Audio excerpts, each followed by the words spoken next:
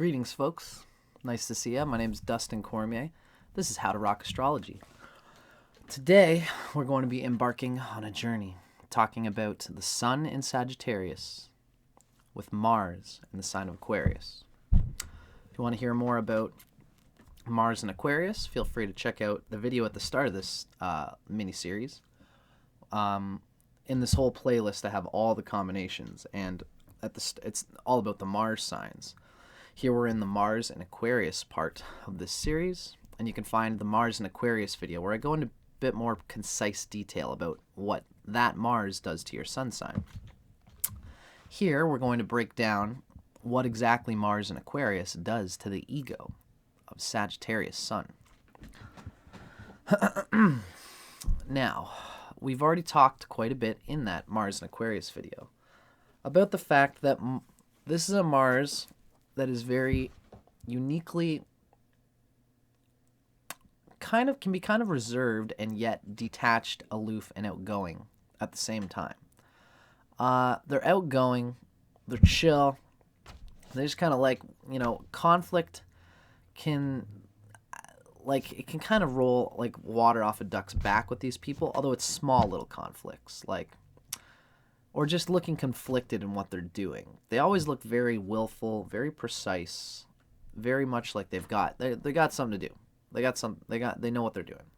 And anything that they wrap themselves around with is because it's, an air Mars.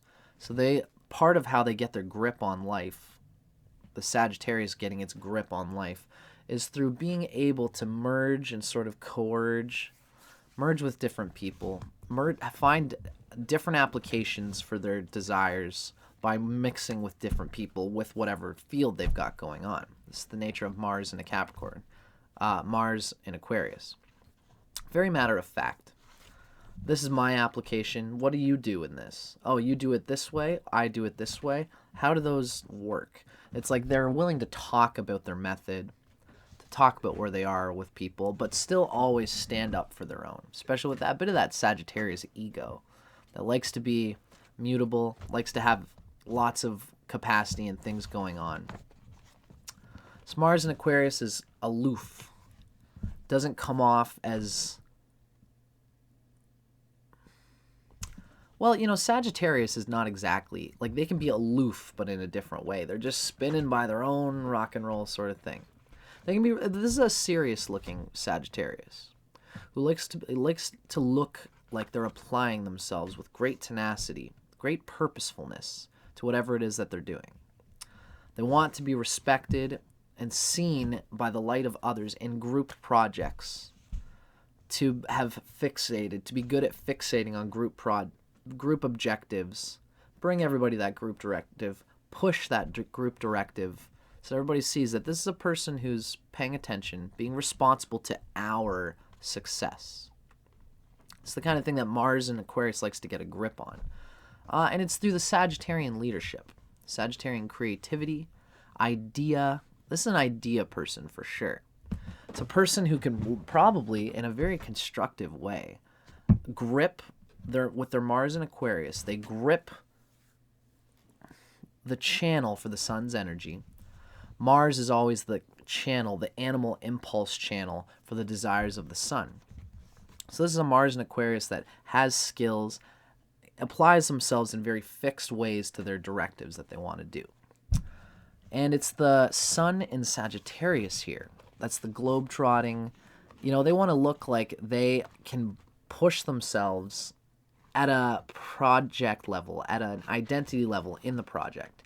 They identify in any group project or in their own projects as somebody who can enjoy veering off course. They're kind of the person on the top of the mast in a ship who's looking around at all the possible objectives, saying, we could go over to that objective over there. We could go over to that one over there. So the sun is variegated, but the application, the method, the ways, the ship, the vessel, which they use in order to apply the many interests and desires that Sagittarius has, it'll be established, well-practiced, reliable skill sets, reliable networks that they have for whatever that they want to push through with that Sagittarian wandering. They will have reliable people. They'll have a team who they know will get across for sure this particular field that they're involving themselves in. They'll involve themselves in a field that has other people pushing them, supporting them as well. They'll have to go and fight against the ideas of other people while looking confident. And that's what's one thing that's cool about this person, that the Sagittarius is willing to jump on top of other people. They can be very... Sagittarius is competitive. We love them for it. They're performers. They like to say, look how good I'm doing. And you can do it too. Come up and join me and do the shorts thing, right? And like, oh, we're both really good at this, right? Oh, except when I do this. Haha. But this is fun. We're having fun, but I'm going to win. You know, Sagittarius has that sort of bent. And they can just, their energy can be quite sporadic in that way. But the Mars in Aquarius has an ego to it. Where it's like, you know, Sun in Sagittarius is willing to lose at... There are many applied things that they're just trying. I'm going to try for this little venture, guys. You know, it's like they want to invest in some kind of weird company that's just like, you know, it seems very interesting. I've done the research on it, and it's very different. But they will be good at that stock investigation because of the Mars in Aquarius, which is very fixed cerebral energy going out towards one thing. They can obsess on their methods and their skills that they apply to this ultimately Sagittarian wanderlust, career wanderlust, ambition wanderlust that Sagittarius has. And they do it with a fun, pushy way. You know, everybody who hangs out with Sagittarius just knows that this person's a globe-trotting. They got places to go, things to do. And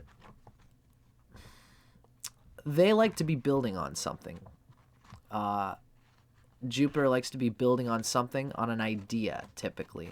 On a world of ideas that other people know that they're building through.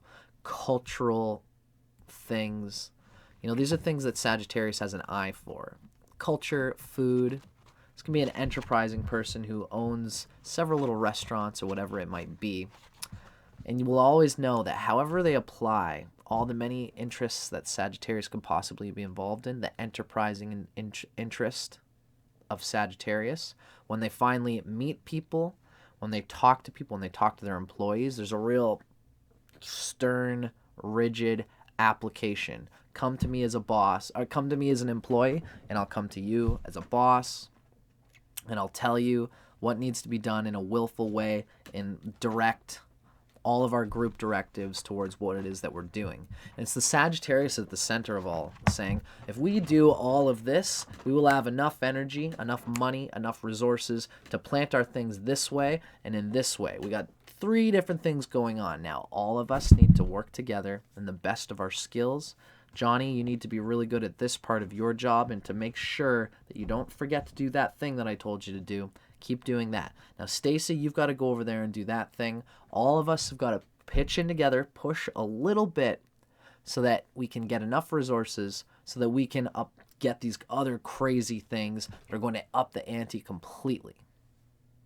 This is a consciousness that probably comes to you pretty often, which is desiring to get to that next thing, desiring to climb the next mountain, but having your boots, your resources, your tools meticulously cared for, the people around you so that they're not slagging or slacking or slowing you down. So you can probably, the Sagittarius too, can be very shotgun and sort of like, come on, we all got to do this. Like, this can be a willful person in that regard, pushing everybody in the Sagittarius way, which sometimes can be a little bit over the top, but everyone just knows that Sagittarius just goes right for the truth. We know we would all be doing great if Steve wasn't walking around with his shoes untied, because everyone's too sensitive to tell Steve that his shoes are untied. Meanwhile, I'm walking around with I take the time to do my shoes, and like, what the hell? We're slowing down the team, guys. Come on. But it's whatever, Steve. No big friggin' deal. We all know you love your shoes being untied. Let's just keep rolling. And then they'll just keep adding those little nagging things in this pushy way. They're willing to be pushy and to cut through This is someone whose ideas can come forth. They're an idea man who will diligently, scientifically, methodically apply their ideas and thoughts to amongst other people and reorganize, constantly reorganizing what's our best attack on this group venture. Now, people might come along and say, like, okay, you've changed this a lot, Sagittarius, and, you know, like, how sure are you that this method for this particular thing will be? And this is a Sagittarius who has a bit of an ego, and they need to be depended on for their quick decision making to be all perfect and good. But they do need to, you do still need to stand up for yourself, but listen, communicate with others. And you're a person who's probably good at that, because Mars in Aquarius, Saturn is actually reining in this animal impulse of Mars, so that it's not necessarily too pushy. It's pushy, but effectively pushy. They want to feel the effectiveness of their pushiness. It'll always be pushy, though. They'll always be pushing a group. This is how, you know, Mars is the right-hand man of the sun. And this is so the Mars here applies themselves to a collective psychology in a very intelligent way. Mars is an intelligent, rational, reasonable planet. That's what it wants to be. And it does well in Saturn because Saturn is cool, calculated, and concise. So it does well in Saturn-ruled signs, which, by my reckoning, I'm a Vedic astrologer, as well as a Western astrologer. I like to add my Vedic consciousness into these readings. And Aquarius is anciently ruled by Saturn. So here, Mars is in the reigning influence of Saturn, which is a very good thing for Mars. This is a Mars, being the right-hand man of the right arm of the sun, which is the king. The sun needs to be in cahoots with its general. But the general has a universe unto itself that it needs to deal with. It's got underlings. It's your whole energy field that Mars is holding on to and organizing and keeping together. And ultimately your identity, your projection, what you want people to recognize you as is the idea man, the excitable, what if we did this? What about that? Has anybody thought about this idea? I think if we take all these things, all these resources, and has anyone thought about putting them over here as well as that? There's a whole, have we even thought about that? You know, Sagittarius wants to be known for being that person. But when it all comes down to it, how the king, the sun, grips and manipulates the universe to manifest that reality is through pushing groups of people.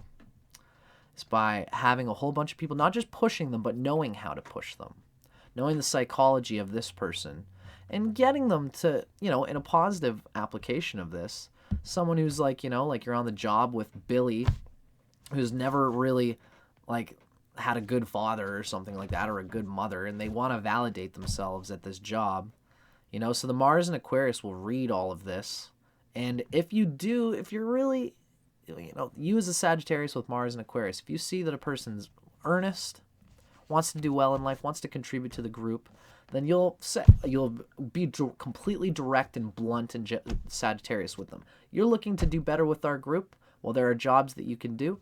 I have an idea of, these are what we need to get done in this group. So why don't you just give those few things a try? Then they'll watch how the person applies themselves to that. And if they don't care about it, if they don't care about the job, if you, the Mars and Aquarius with Sun and Sagittarius, if you're not the boss, you don't have the authority to tell anybody what to do, but you will be very oh, so you're not contributing to the team, huh? Well, why don't you just go into the back and sweep while the people who are in this job actually fucking do our jobs? Yeah, and, go ahead and sweep back there. Make sure the boss sees you sweeping, because I want you fired soon so we can get somebody in here who's really a part of this fucking group. They have this blunt pushiness that can be there because the group being in cohesion with you is very important, because you have a skill of learning the psychology of people, learning what would inspire them and motivate them to push through in themselves, to get over themselves. It's opposite Leo. This isn't about ego. No one here is looking to fluff their ego. What everyone here is in this group is trying to do is to do the job the best the job can be done. And I know what you are, and I know what the job is, and I know how to push you to do this job. And this is the kind of psychological reckoning that you have the power of logical reason to manipulate and push around. And you need that in order to do the Sagittarius idea man thing. It's a powerful energy. These two are sextile from each other. Sagittarius is ruled by Jupiter, whereas Aquarius is ruled by Saturn. These two are neutral to each other, which means sometimes the excitability of Sagittarius just wants to climb to the furthest mountains possible, furthest mountain reaches possible. But they know that their Mars doesn't work best that way. They can't go to just spring off and travel to India and just constantly do some fancy funky things without learning some kind of dedicated skill or collective muscular grip to apply. They want to learn how to sit with others, a dedicated group of people, and push them. So this Sagittarius will dedicate themselves to an idea, to a field, which means that they won't go off like a rocket and be unpredictable and unreliable in the way that Sagittarius can be. Although if the Jupiter's strong, they'll be able to do that and still hold their job. If the Saturn is strong, then they'll be so good and committed to their job, their career, whatever it is that they're doing, that it'll be well applied. And they'll be responsible and reliable. And once they do their responsible, reliable thing, they can set it up so that the system works for itself, and then they can take their vacation, and then they can go out and have all the fun that Sagittarius wants to have if Saturn is well placed.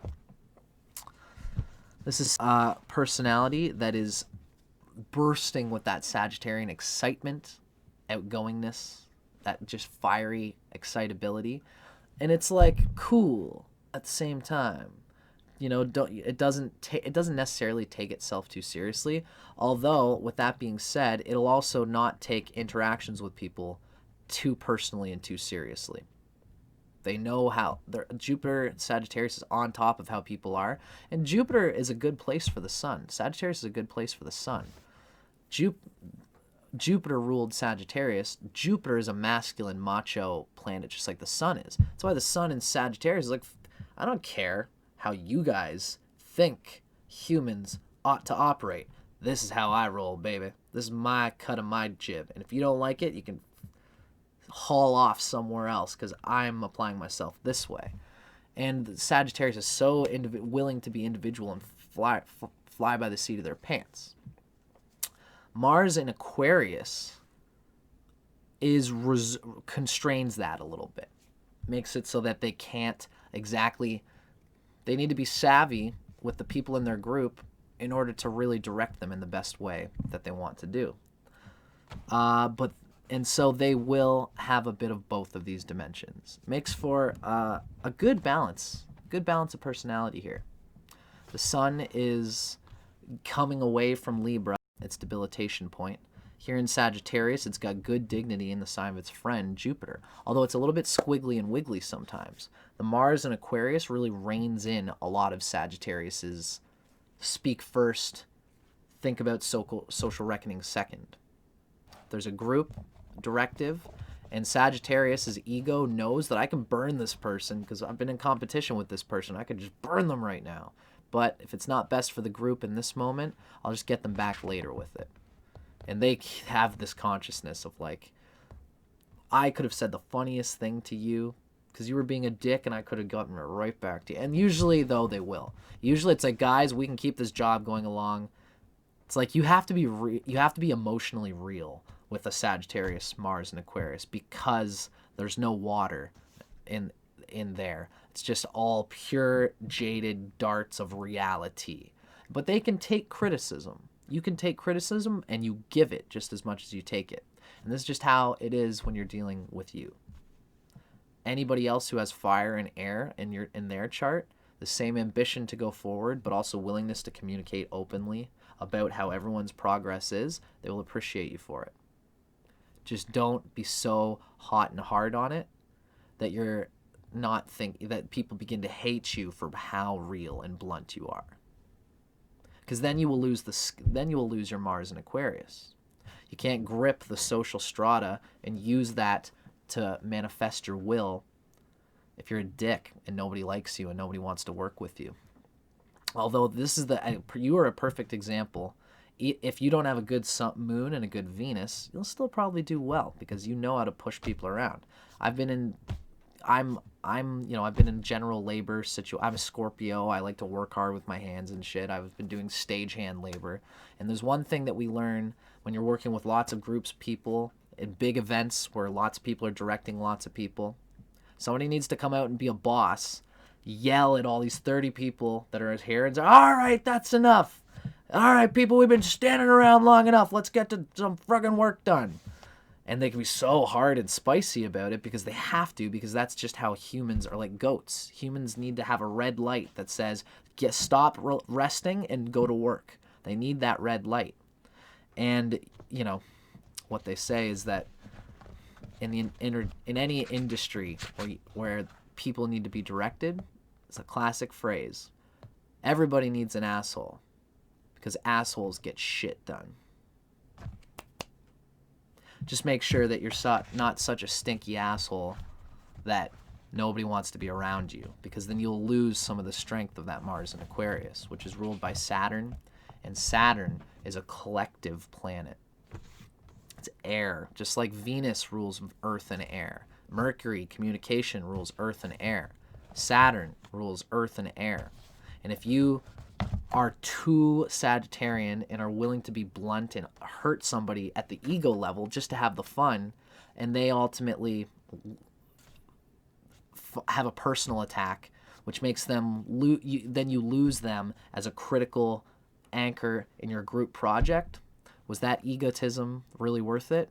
Because now you've lost a limb for your army, right? This is how you've got to think about it. In any case, whenever I do these videos, I kind of like to go on my own little spiel about it. And then I like to do a reading. This is from Erotic Astrology by Phyllis Vega. Now we're going to talk a little bit more about the personality of Sagittarius Sun with Mars and Aquarius and how this is going to come out in relationships. And of course, we can probably find that it's going to be very similar. It's a self-autonomous, self-reliant personality who's just like, look, baby, I'm like this. Do you want to come along for the ride? No, that's okay. No one needs to. You are such an individualist, so willing, so requiring of your own individual unique streak with the Mars and Aquarius, and the Sagittarius identifying with the projecting, looking out at all the possibilities, that you can just really be a fly by the seat of your pants type of person. Although you'll probably still have money in the bank and be making sure that your resources are in check, because the Mars and Aquarius makes sure. Anytime you got a good Mars, which here, Mars is close to Capricorn, its exaltation point. It's reined in by Saturn, which makes it be channeled constructively, although they can piss and waste energy doing reliable things that aren't ultimately that intelligent or constructive or amazing. But you will work hard at least to keep your energy field alive, to give you enough resources to do the Sagittarius tryouts, the risky operations that could turn, the Hail Marys that could turn out to something big. And being that type of person, you can be relied upon in some ways. Ultimately, anybody who goes with you is going to have to, deal with the fact that you're, like, the Sun in Sagittarius is a great fiery sign, actually. And anyone who's going to be with you hopefully has some fire in their chart, so they can enjoy how fly by the seat of your pants and how funny you can be, how blunt and how just real and sarcastic and cynical and witty you can be. But all of that is all of the plus side of a mountain that also has a shadow. Now, this isn't necessary. I think that if you find a lover who has lots of fire and air in their chart, then they'll appreciate what you got going on. Especially if they've got Jupiter in a air sign. Jupiter connecting to that Mars or the Sun. If Jupiter is in a fire or an air sign, or if the moon is in a fire or an air sign, the moon and the sun, or, you know, whatever that sign is, will be in trine with either the sun or the Mars. So I'm talking about your partner. If your partner has Jupiter or the moon in an air or fire sign, this is an example, or the rising sign. This is an example of someone who is also blunt, also sharp, and, ooh, did you just say that? Oh, and it sucks when the cannon's pointed at the partner, but sometimes people like it. Even in kinky, sort of like, you know, sexy situations, Sagittarius can be very kinky and sort of like top energy, or even submissive when they really want to go for that.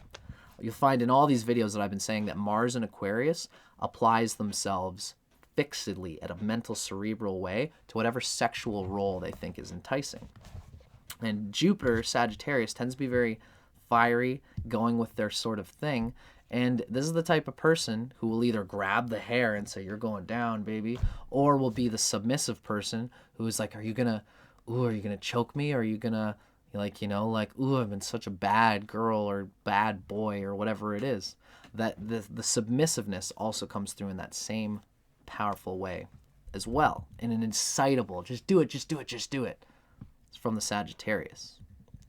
Anyone who has fire in their chart will appreciate that. And everyone who has air in their chart will appreciate the laid back, sort of like, it's whatever, it's sex, baby.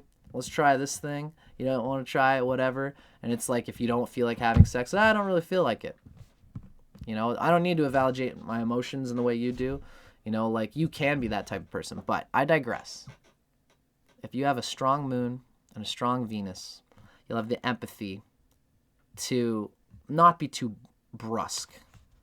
Anyone can enjoy what you're putting out, what you're laying down, if you've got a good, strong moon and a good, strong Venus. Positive aspects, well placed. And if you don't, then you might really have to consider that some of the enjoyment that you get out of burning people and this ego getting on top of things energy that can feel so revitalizing can possibly come off as not so revitalizing and feel like they're being pushed and moved around from the partner's end of things. Ultimately, though, no matter what, you can make for a hilarious individual lover who can fight for the couple's rights.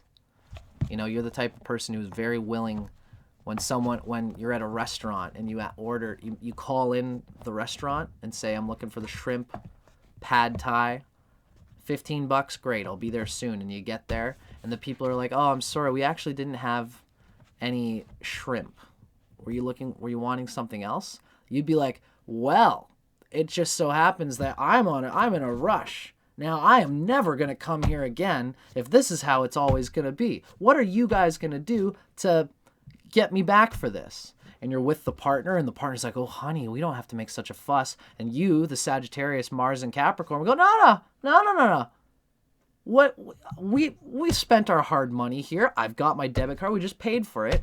What are you guys going to do about this? And the people in the restaurant are like, oh, I don't know. Do you want like 5 spring rolls to go with that? So it's like, yeah, if you do that, we'll keep coming around. We appreciate it, actually. You can stand up for the couple. It's tough for your partner when you're aiming it at the partner and getting this out through them without empathy, especially. It'd be really good for you to have some water, some good, strong moon, Venus empathy in your chart so that you don't point this at the partner too much, because the partner is going to seem to like it because you attract someone who appreciates what you project. But what you're projecting is sharpness, which your partner's going to enjoy as long as you don't aim it at them with no empathy. You can aim it at them sometimes in the same sort of way, like, you know, it's like, you know, honey, who's going to drive the car today? I am, bitch. Get in the passenger seat. I'm fucking leading this show. And the partner's like, ooh, okay, all right. I get to be the passenger, you know? And like when you fly off the thing like that, that's you sharply aiming it at your partner. And they will enjoy that because, again, you will attract what you put out there. Just so long as you are actually thinking about their emotions. If you have no emotional empathy, then you've got to really be careful because you're holding a sharp knife and you could really cut somebody. Now, this already has turned out longer than I wanted it to, so now that I've given you guys my little personal spiel, let's take a little bit from Erotic Astrology by Phyllis Vega to see what it's like. How does Mars in Aquarius complement and change the personality of the Sun in Sagittarius? This is Sun in Sagittarius with Mars in Aquarius. Although physically passionate, you are emotionally cooler than the average Sagittarius. It's the Mars in Aquarius is just taking a step back, trying to look cool in its application of its force. You regard love as a glorious experience, but a roving eye and a desire for personal freedom and individuality make fidelity difficult to sustain. And this can be very true. It's like, my lover's just, there's a deep trust that your lover has to have in you. And this can come out in many ways, from polyamorous openness, or, if you're more into a monogamous thing, then your lover's just got to be okay when they're like, it's like they haven't seen you all day. You're off work at 6 o'clock. Your lover knows it. Your lover knows that you're supposed to be here by 7 o'clock for dinner. And then 7 o'clock rolls around, and then 8 o'clock rolls around. Is your lover going to be, your lover might want to text you and say, hey, honey, I'm just wondering where you are. And you've just decided after work to go and do yoga beside the river because the sun was coming down in this perfect moment. And it was a perfect thing for you to write out a plan for your new group directive at work. And it's just, 9 o'clock comes by and it's like, oh, fuck, that's right, I have a wife. Hey, baby, how's it going? I'm 3 hours late. Don't worry about dinner. Save it for me. I'm going to eat it when I get home. Your lover needs to give you that kind of freedom, right? And this book extremifies the whole wanderlust thing because it's kind of Western and just looking. Sagittarius is wanders. Aquarius is individualistic. And there is some truth to that. But that doesn't mean you can't be monogamous. That has everything to do with your Sun and Venus. If relationships, if one-on-one trust is important to your Sun and Moon, you will build that even though you have this individual streak. Something that in the Vedic alchemy that I try to bring to Western consciousness.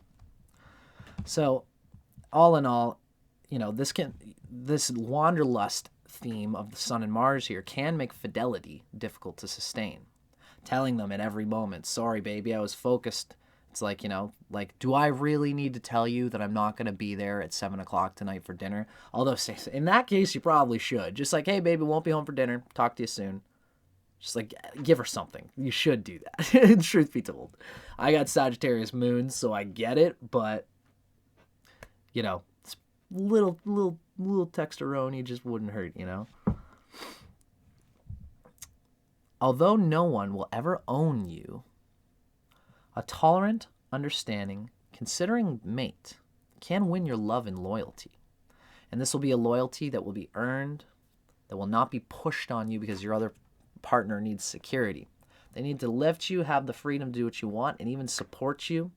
And if they do that more than everybody else, then you will give them your loyalty. And you will, because this is a willful, individualized energy. I want to give my loyalty to this person because this person won't fuck me over. And then it's good, right? In the bedroom, you are open-minded and willing to try anything at least once.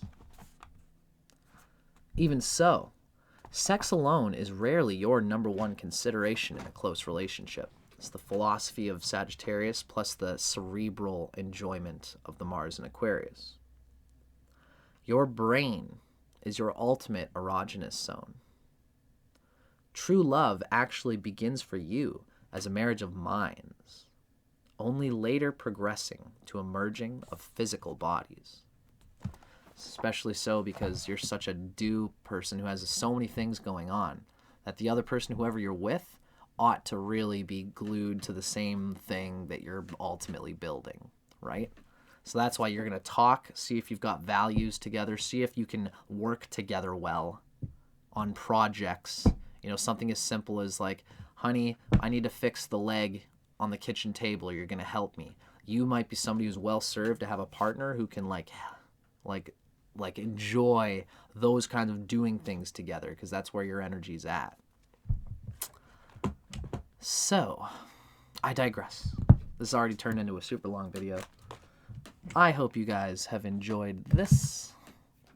As usual, I love to just, I do my own thing and then I do a little reading, and this is a style that I've unfolded for these videos, and I hope you guys enjoy it. I'm Dustin Cormier for Erotic Astrology. I hope you guys enjoyed this Sun and Sagittarius, Mars and Aquarius video. Hope gave you guys a bit of a sense of what Mars is and what the Sun is. Big part of what I'm doing with these videos is not only talking about you, but I'm also trying to break down for people what's the difference between the two. And I hope that comes off. Let me know in the comments if it does. If you liked the video, and feel free to subscribe, because I've got more stuff coming through all the time, especially lately. It's winter, it's COVID season right now for me in Canada, so I'm going to be doing lots of home videos in the next coming bit. So keep your eyes peeled, folks. Thanks for watching. I'll see you guys on the next one.